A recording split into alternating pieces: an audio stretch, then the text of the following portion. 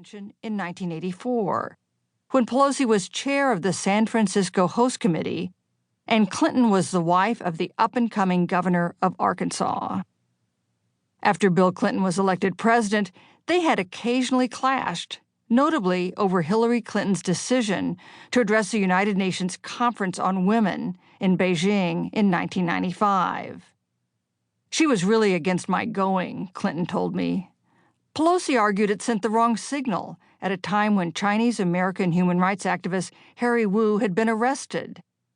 But over the years, they had worked in concert on democratic politics and policy, and Pelosi had long been an advocate for more women in public office. They shared a certain kinship. Both women were trailblazers who had been attacked and caricatured by their critics.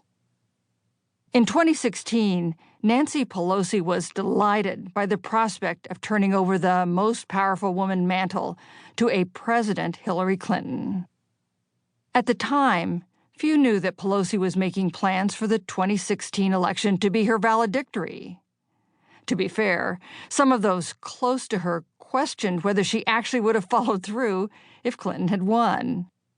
After 3 decades as a congresswoman from California, nearly half of that time as the leader of the House Democrats, Pelosi said she was getting ready to take a breath, dote on her 9 grandchildren, perhaps write her memoirs.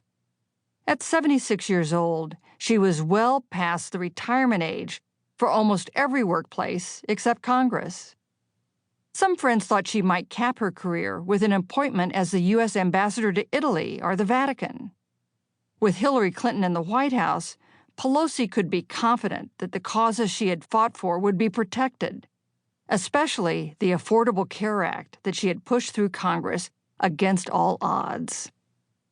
I have things to do, she would muse, books to write, places to go, grandchildren, first and foremost, to love. After Nancy Pelosi left the PBS studio, she dropped by the headquarters of the Democratic Congressional Campaign Committee, or DCCC, dubbed the DCCC, on Capitol Hill, then joined a poll-watching party for big donors at Maryland Representative John Delaney's townhouse nearby. She was on her cell phone, tracking key House races, when she began to get an inkling about what was happening.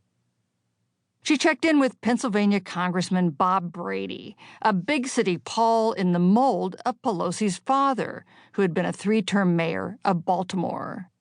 Brady had led the Philadelphia Democratic Organization for decades. He knew how to read elections. My dear friend and confidant, she called him. In their first conversation that night, he was upbeat. Democrats always needed a big edge from the Philadelphia vote to carry the state, and he assured her they would deliver it. In their second conversation, he struck a note of caution. "We're going to get our vote," he told her, "but there's still a lot coming in for the rest of the state that was not so good." He still thought the city vote could offset it, though. Then he called and said, "It's not going to happen here," Pelosi recalled, a conversation that took her breath away. She told me she wasn't ready to inform those around her that, in her judgment, the loss of the swing state of Pennsylvania meant the presidential election was over. But she did stop offering reassurances. I didn't deflect their concern by saying, "Don't worry, it's going to be okay," because it wasn't going to be okay. The blunt-spoken, gravelly-voiced Brady recalled the conversation for me, too. I told her in the city of Philadelphia, we turned out maybe the most we ever did, a 470,000 majority, he told me.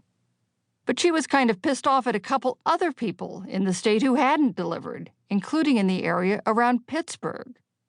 The ones in Allegheny County, they usually do 150, 130. Meaning a Democratic advantage of 150,000 or 130,000 votes needed to offset Republican areas of the state. They did like 80 or 90. She was pretty disturbed about that. Trump would carry Pennsylvania by less than a single percentage point, driven by turnout in small towns and rural areas and unexpected strength around industrial centers like Pittsburgh. His narrow victories in a trio of manufacturing states that Democrats had counted